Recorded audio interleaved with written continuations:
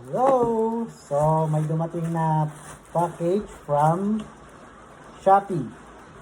Ay, Lazada pala. Lazada. In-order namin para sa sasakyan. Phone holder sasakyan. Okay, so buksan ko. Check ko kung maganda or pangit. Video yan. Oh.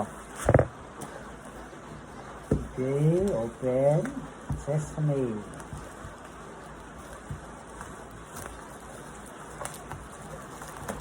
So this is from Lazada. Kasi pumunta ako sa mall.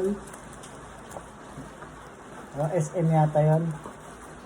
Bibili ako nito. Sabi nila 700 pesos ang isa. So yan o. 700 pesos sa SM. Pero sa Lazada, magkano to? Wala pa sa 700 ang dalawa.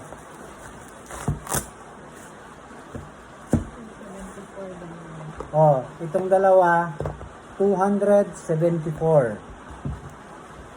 Oh.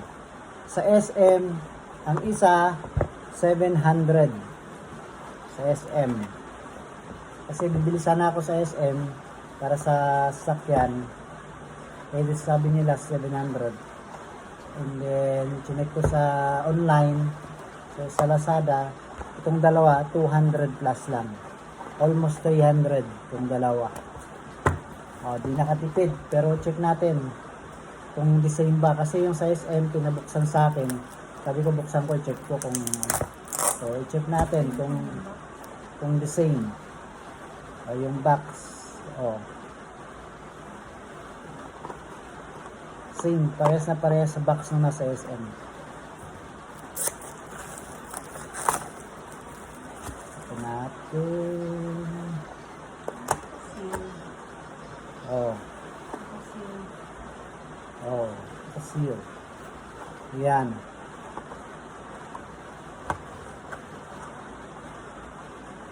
Oops. So, the same. Yung metal niya, frame niya pareho. Same lang, nakita ko. Tapos ito, yung item mismo, oh, pareho na pareho. 100% na the same siya. Oh.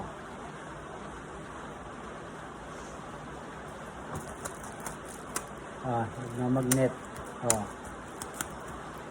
Oh. Hindi nakatipid. Sa SM, isang piraso is 700 pesos. Original pa kahit yung nakalagay na pangalan niya. Hindi siya yung peke or copy. Same lang. Hindi nakatipid. So maganda pala din. Bumili sa Lazada ng madami, magbenta. Sa tabi nung nagbebenta sa SM, benta mo ng 400. 700 sa kanila isa. So yan guys. So Lazada. Magnetic mini mount holder. Car mount holder. Cellphone car mount holder. So yan guys. So gawa ko ng separate video para na ilagay ko sa sasakyan. So yan lang. So kung gustong order na kayo sa Lazada para makatipid kasi punta pa kayo ng SM, ang mahal. Okay, thank you guys for watching. Peace, God bless.